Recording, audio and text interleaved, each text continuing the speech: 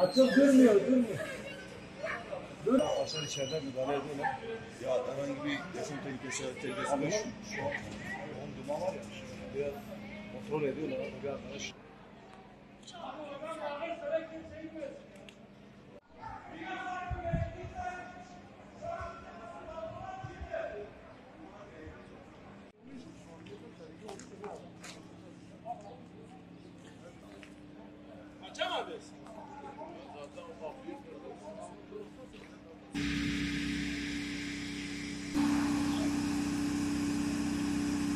Hemen ne yapıyorsunuz?